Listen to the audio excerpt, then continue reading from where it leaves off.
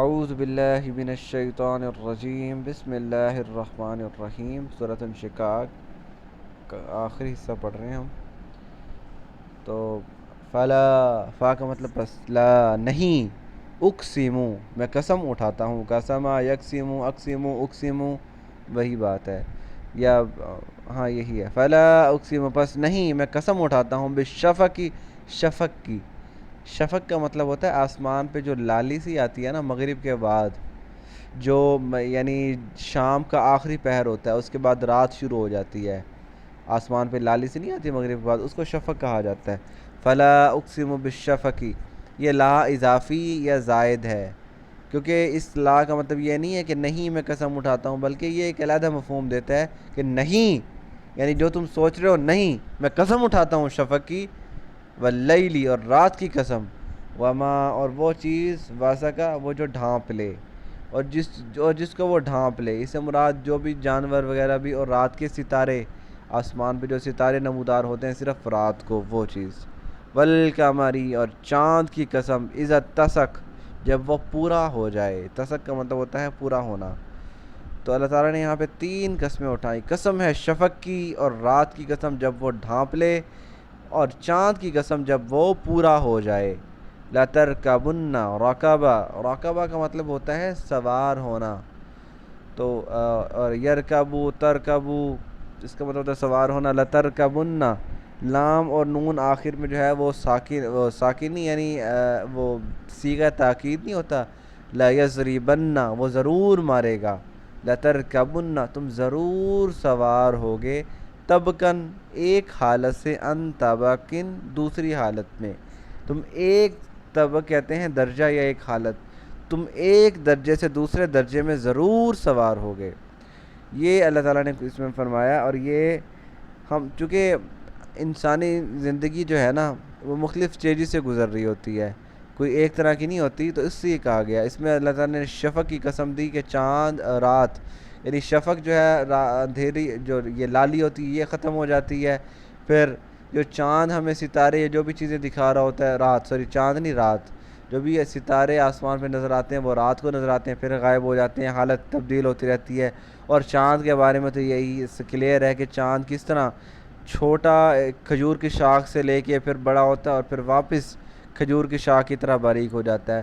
یعنی ہر ایک جو دنیا اس کائنات میں چیز ہے وہ مختلف حالتوں میں بدل رہی ہے. تو انسان کیوں نہیں بدل سکتا؟ بچپن، جوانی، بڑھاپا، اس کے بعد قبر کی حالت، پھر حشر کی حالت، اور پھر اس کے بعد سزا سنائے جانے کے بعد جنت یا جہنم کی. تو یہ سارے طبقے ہیں، یہ سارے حالتیں ہیں. تو ایک حالت سے دوسری حالت میں تم نے ضرور جانا ہے، کیونکہ تم مشاہدہ کر رہے ہو کائنات میں کوئی بھی ایک چیز اسی حالت میں نہیں ہے بلکہ بدل رہی ہے، تو تم بھی بدلو گے. فما لہم لا یؤمنون، مطلب بس ما لہم کیا ہے انہیں، لا یؤمنون یہ ایمان نہیں لے کے آئیں گے. یہ کیوں ایمان نہیں لاتے؟ کیا ہے انہیں؟ اتنے دلائل دے لیے. وَإِذَا قُرِئَ اور جب پڑھا جائے، قُرِئَ قرأ کا مطلب ہوتا ہے تلاوت کرنا، پڑھنا، اور قُرِئَ پیسیو وائس ضُرِبَ کی طرح. تو قُرِئَ پڑھا جائے، علیہم القرآن ان کے اوپر، علیہم کا مطلب ان کے سامنے، القرآن قرآن، لا یسجدون یہ سجدہ نہیں کرتے، سجدہ یسجدو یسجدون وہ سب. تو جب بھی ان کے سامنے قرآن پڑھا جائے یہ سجدہ نہیں کرتے. یہ آیت سجدہ کی ہے، تو آپ میں سے جس نے بھی اس کو دیکھ لیا ہے تو اب اس کو سجدہ اس کے اوپر واجب ہو گیا سجدہ کرنا. اچھا، یہاں پہ جو مفہوم بتایا جا رہا ہے کیا ہے کہ جب قرآن پڑھا جائے تو یہ سجدہ نہیں کرتے؟ اصل میں یہ ایک تو مصر والوں کی بھی یہ رواج تھا کہ بھی جو چیز انہیں بہت عقل سے باہر یا بہترین لگتی تھی تو وہ فوراً اس کے سامنے سجدہ کر دیتے تھے.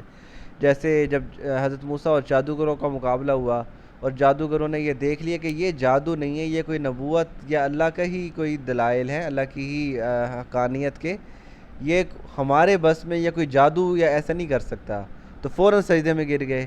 اسی طرح عرب میں بھی یہ رواج ہوا کرتا تھا، جب بھی وہ چیز بہت اعلیٰ اور بہترین دیکھتے تھے، جیسے ایک شاعر تھا اس نے کوئی شعر کہا اور وہ شعر ایسا بہترین تھا کہ سارے کے سارے مقابلے کے شاعر سجدے میں گر گئے، اور اس کے شعر کو پھر خانہ کعبہ میں لگایا گیا. یعنی جو بھی چیز وہ دیکھتے تھے سب سے بہترین فوراً اس کے سامنے سجدے میں گر جاتے تھے. تو یہ قرآن جو بہترین ان کی شاعری کا مقابلہ کرنے اور فصاحت و بلاغت کا شاہکار اس کے سامنے یہ سجدہ کیوں نہیں کرے، اکڑ کیوں دکھاتے ہیں کہ یہ اس میں غلطیاں نکالتے ہیں؟ جب ان کو کہا گیا تھا کہ اس جیسی کوئی بھی صورت، چھوٹی سی صورت بنا کے لاؤ، تو یہ نہیں بنا کے لا سکے، لیکن پھر بھی اس میں کلام میں غلطیاں نکالنا، اس کے جو مفہوم ہے اس میں غلطیاں نکالنے کی کوشش کرنا، یعنی اکڑ کے تکبر میں ہے، اور جناب یہ غلطیاں نکالتے ہیں لیکن مانتے نہیں ہیں، سجدہ نہیں کرتے۔ بل الذین کفروا، بلکہ یہ لوگ جو کافر لوگ ہیں، یکذبون، یہ جھٹلاتے ہیں کہ نہیں جی یہ رب کا کلام نہیں ہے۔ واللہ اعلم، اور اللہ اچھی طرح جانتا ہے، بما یوعون، یہ جو جمع کر رہے ہیں، یعنی قرآن کو چھوڑ کے، اس کی نفی کر کے جو اپنے اعمال نامے میں یہ جمع کر رہے ہیں، اللہ اچھی طرح جانتا ہے۔ فبشرہم، پس بشارت دے دو، بشرا یبشرو تبشیرا، سبحا یسبحو تسبیحا، باب تفعیل، اس کا مطلب ہوتا ہے خوشخبری دینا۔ فبشرہم، پس خوشخبری دے دو انہیں، بعذاب، عذاب کی، علیم، علیم کہتے ہیں دردناک، رنج و علم نہیں ہوتا تو وہی علم سے علیم، یہ دردناک عذاب کی خوشخبری دے دو۔ اور یہ لہجہ ایسا ہے کہ جیسے ہم کہتے ہیں نا کسی کو، ایک تو ہوتا ہے نا کسی کو سزا سنائی جائے کہ بھئی تجھے یہ سزا ملے گی، اور ایک کہا جاتا ہے مبارک ہو، تجھے اب یہ سزا ملنے والی ہے، یعنی ایک ایسے لہجے میں کہ اسے مزید محسوس ہو کہ یار یہ بہت، اس کے ساتھ بہت بڑی سزا ہے، تو انہیں بشارت دے دو ایک دردناک عذاب کی۔ الا الذین آمنوا، سوائے ان لوگوں کے جو ایمان لائے، وعملوا الصالحات، اور نیک اعمال کیے، لہم اجر غیر ممنون، ان کے لیے کبھی نہ ختم ہونے والا اجر ہے۔ تو یہ سورہ انشقاق ختم ہوئی۔ میں اس کا بامحاورہ ترجمہ کر دوں ایک دفعہ۔ جب آسمان پھٹ جائے گا اور وہ اپنے رب کا حکم مان لے گا اور وہ اسی کا حقدار ہے، اور جب زمین کھینچ دی جائے گی اور وہ جو کچھ اس میں ہے نکال کے خالی ہو جائے گی، اور وہ اپنے رب کا حکم مان لے گی کہ وہ اسی کا حقدار ہے۔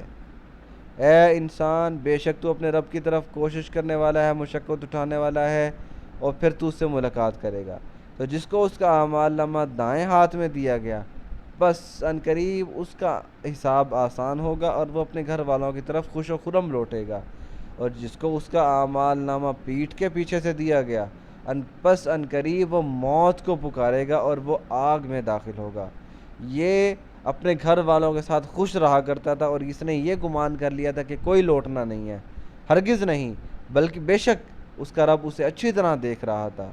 پس میں قسم اٹھاتا ہوں سرخی کی اور رات کی قسم، اور اس چیز کی جو وہ ڈھانپ لے، اور چاند کی قسم جب وہ پورا ہو جائے، تم ضرور ایک حالت سے دوسری حالت میں سوار ہوگے، بس انہیں کیا ہے، یہ ایمان نہیں لاتے، جب بھی ان کے سامنے قرآن پڑھا جائے یہ سجدہ نہیں کرتے، بلکہ یہ لوگ جو کافر ہیں یہ جھٹلاتے ہیں، اور اللہ اچھی طرح جانتا ہے جو یہ جمع کر رہے ہیں۔